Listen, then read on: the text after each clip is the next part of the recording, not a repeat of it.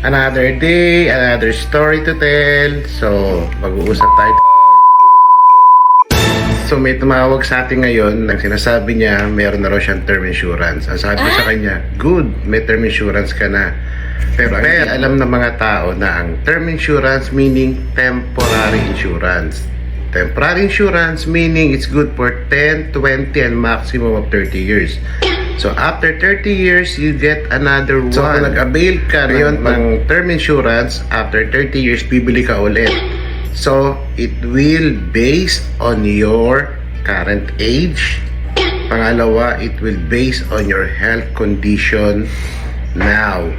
And, ibig sabihin nun, all the money you put in is gone. So, meaning to say, mag-i-start ka na naman ng panibago. Kasi, ang beneficiary lang natin ang magbe-benefits nung kinuha natin. Which is good, we leave the legacy. But, may option ka.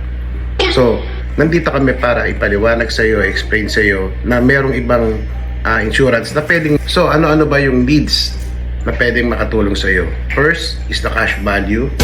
Pangalawa, it has living benefits. Pangatlo, it can be used for retirement income. So, ano pang inaantay mo? Ikaw na bahalang mamili. It's either you choose the living or the living benefits. It's your call. So, PM me below for more details. So, bye! What's up, guys? Another day.